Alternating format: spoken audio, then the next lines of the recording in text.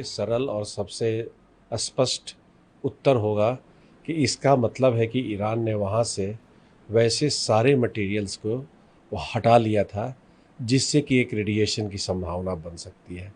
जो आक्रमण के पहले जो बहुत स्पेकुलेशन हुआ था, पाश्चात्य जगत के विभिन्न संस्थाओं ने भी किया था, विशेषज्ञों ने भी किया था, और वो सबसे ज़्यादा चिंतित थे कि यूरेनियम मेटल और यूरेनियम हेक्साफ्लोराइड जो कि बड़ी संख्या में है, जो कि जिसे शक भी कहा जाए और जिसे एक संभावना भी कहा जा रहा था कि अगर ईरान चाहे तो उनका परमाणु बम बनाने में इस्तेमाल कर सकता है। और ऐसा भी माना जा रहा था कि यूरेनियम हेक्साफ्लोराइड का एक बहुत ज़्यादा जो संयंत्र है वह फोर्डो के अंदर बना हुआ है, और वहीं से जैसे हमारे एक मित्र ने यहाँ तक कि दावा किया था कि 3 घंटे के अंदर यूरेनियम हेक्साफ्लोराइड्स को अभी ईरान के पास क्षमता है कि वह बम ग्रेड मटेरियल बनाने में इस्तेमाल कर सकता है और तुरंत वह बम बना सकता है। यह उनका दावा था। अगर 3-3 घंटे वो ऐसे माना जाता है कि हर एक महीने में वो एक बम बनाने की क्षमता उनकी फोर्डो साइट्स में है। तो इसका मतलब कि आगे से ही वहाँ पर जितने हेक्साफ्लोराइड यूरेनियम मेटल से लेकर यूरेनियम बाकी ऑक्साइड भी थे, सब को हटा दिया गया। मतलब कुछ भी नहीं था, क्योंकि इनसे वहाँ पर केमिकल प्लांट भी था जिसका भी एक चिंता व्यक्त की जा रही थी कि उसके ऊपर भी आक्रमण हुआ तो उससे केमिकल जो कंटामिनेशन होगा वो भी काफ़ी घातक होगा। लेकिन उसके साथ साथ देखिए हमने यहाँ पर यूनियन कार्बाइड केस में देखा था कि वहाँ तो केवल केमिकल फैसिलिटी थी।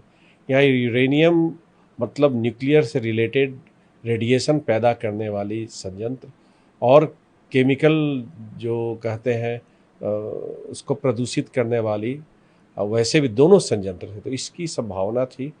लेकिन अब देखिए एक तरफ से अगर इसकी परीक्षा की जाए तो माना जाएगा कि जिस उद्देश्य से अमेरिका ने अपने 12 जीपीयू जिसे बंकर बस्टर डिवाइस यूज़ किया, 6 बॉम्बर B-2 बॉम्बर्स के माध्यम से वह मोटे तौर पर असफल रहा, क्योंकि इप्सान में भी पहले ही आ चुका है कि वहाँ पर कोई भी रेडिएशन नहीं हुआ।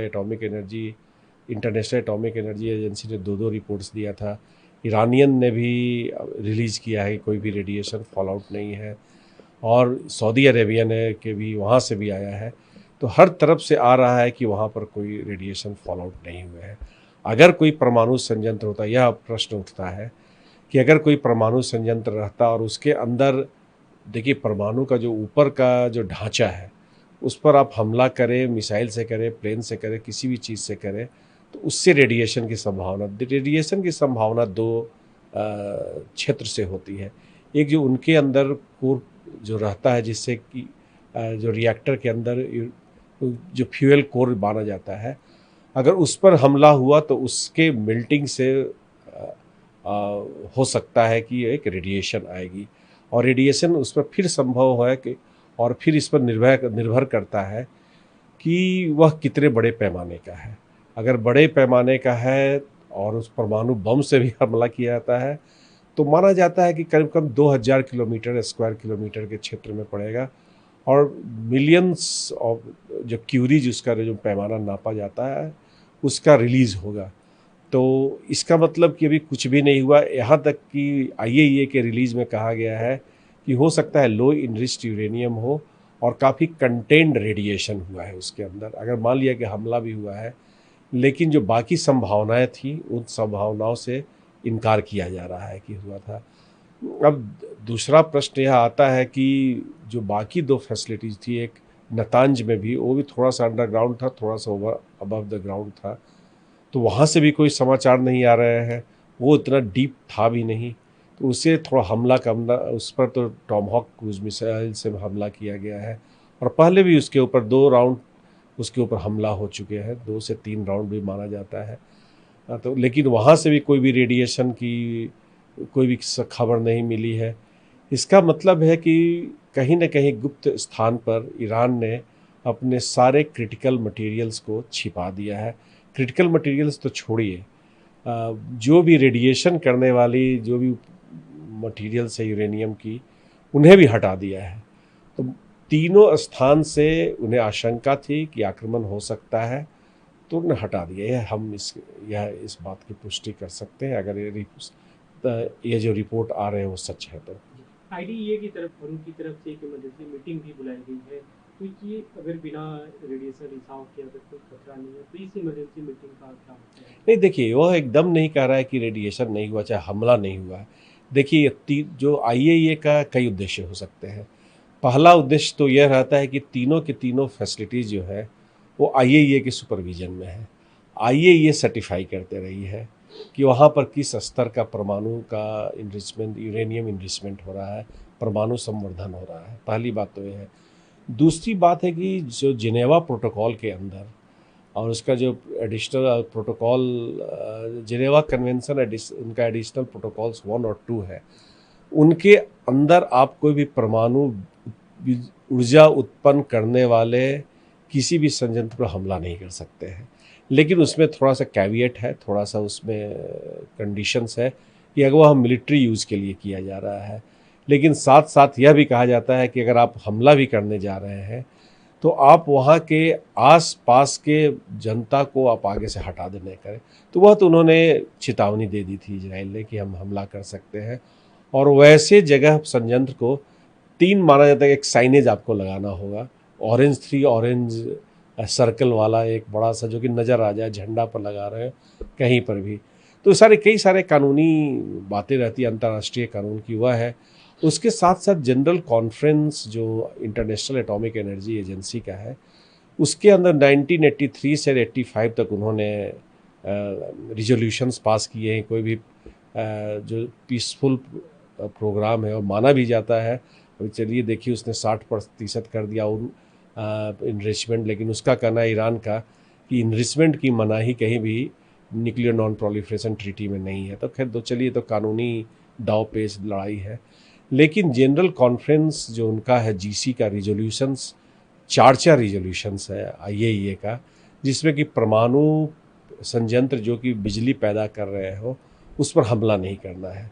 साथ साथ अब सबसे हाल का जो रिजोल्यूशन है वह है 2024 का, यूक्रेन और रूस के संदर्भ में किया गया है। उसके अलावा जनरल असेंबली का भी एक रिजोल्यूशन है, उसमें भी बात ये कही गई है कि कोई देश दूसरे देश के परमाणु संयंत्र पर हमला नहीं कर सकता है। उसके अलावा पेलिंडावा ट्रीटी है, कई सारी ट्रीटीज़ है।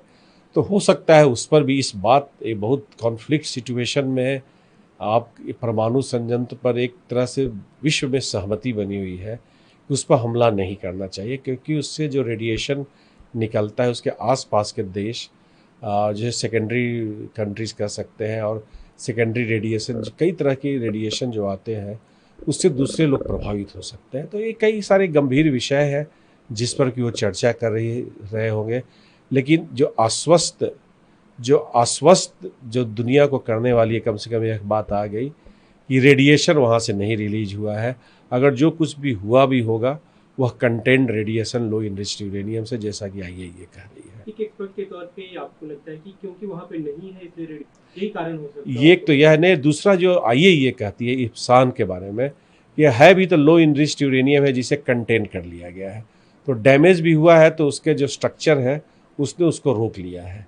तो ये एक दूसरा विषय हो सकता है जिसकी बात हो रही है। लेकिन चिंता की कोई बात नहीं है, क्योंकि अगर 2000 किलोमीटर्स माना जाता है कोई रिएक्टर का पुल होता है, या यहाँ तक कि वहाँ पर जिसे स्पेंट फ्यूल कहते हैं, स्पेंट फ्यूल तो ज़्यादातर जो नेचुरल यूरेनियम के बाद उपयोग किया हुआ जो रॉड्स रहता है वो कहीं एक पुल में रखा जाता है पानी के अंदर, और वो ठंडा रहे।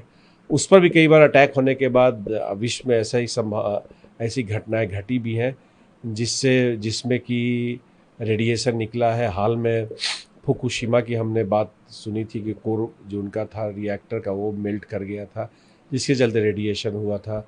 साथ साथ जो अभी पुल हुआ था सेलाफील्ड में यूके का, 1957 में ऐसी बात सुनने को आई थी। वहाँ से सीजियम कई सारे निकले थे जो रेडिएशन के एलिमेंट्स थे जो कि प्रभावित किए थे। चेरनोबिल में भी अभी हमने जाना ही था कि वहाँ भी घटना घटी, 3 माइल आइलैंड में था। तो अगर आप रिएक्टर्स को ठीक से नहीं हैंडल करते हैं तो उससे खतरा रहता है। और जो तीनों संयंत्र हैं, जो तीनों फैसिलिटीज़ जिसको है, उसमें यूरेनियम कन्वर्सन की फैसिलिटीज़ भी है और साथ साथ रिसर्च रिएक्टर्स भी वहाँ पर पाए जाते हैं। वहाँ पर बाकी सभी केमिकल फैसिलिटीज़ भी है। तो कई तरह की फैसिलिटीज़ वहाँ पर है और पूरी संभावना थी कि वहाँ पर से अगर अटैक हुआ तो रेडिएशन निकलेगा।